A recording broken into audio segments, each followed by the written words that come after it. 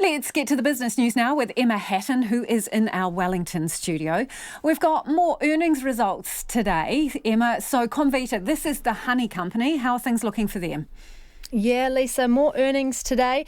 So Comvita, they reported a loss of $9.7 million today, but that was actually a marked improvement on last year when they reported a loss of $27.7 million. So it's a bit of a turnaround story for Comvita. So since last year, the company embarked on a plan to streamline its business. They invested $15 million to basically just get things back to basics, it said. So just simplifying operations, it said that things had become cumbersome and the company was slow to react.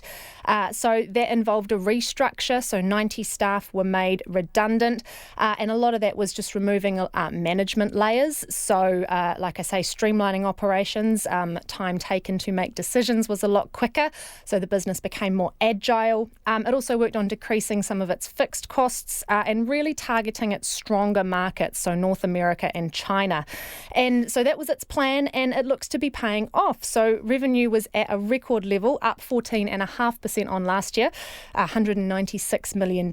And all its markets, except for New Zealand and Australia, reported improved revenue. So huge growth in North America, which it had been targeting, up 66%.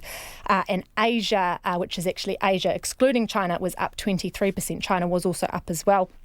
And that was driven a lot from demand from the pandemic, so demand for their Manuka honey products and their health products. We've talked about this before, New Zealand food was in, the pandemic did drive a really big demand for New Zealand food during that time.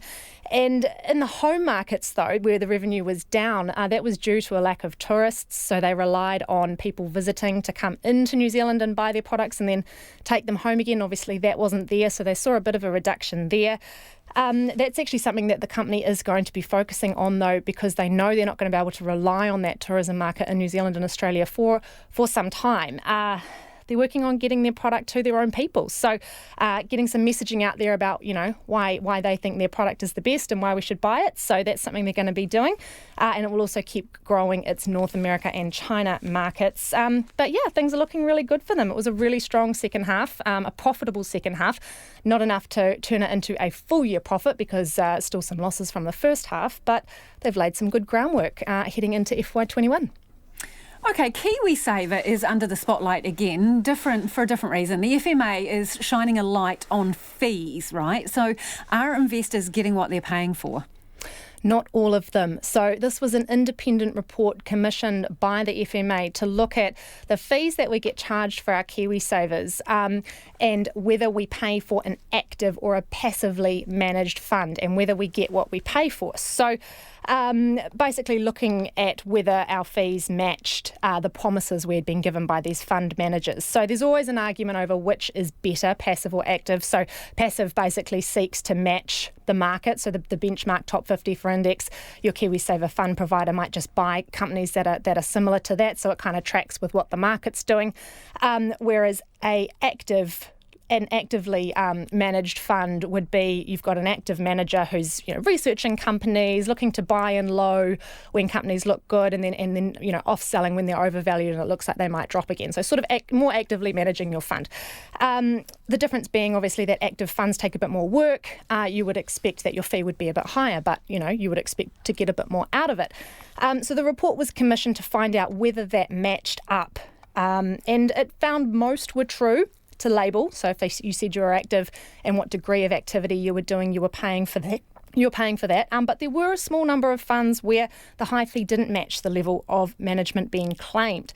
So the FMA wouldn't go as far as to say that these fund managers are misleading customers because they may have been offering other services not included in the active passive management investigation that happened. So they couldn't really go that far. But they will be asking them for a please explain. So they'll need to get a undertaking that these fees are reasonable, excuse me, or they'll be asking them to change their behaviour if they can't provide a reason. So the FMA can challenge that in court if they wanted to.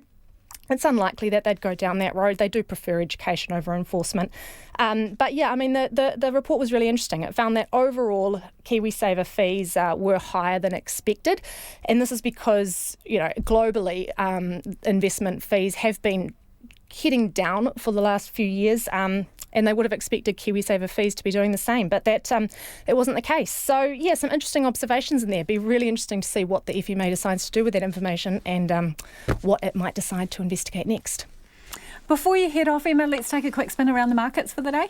Yeah, sure. So the NZX Top 50 index up 0.7% or 85 points. It's now at 11,921 points, tracking very high there. 63 US...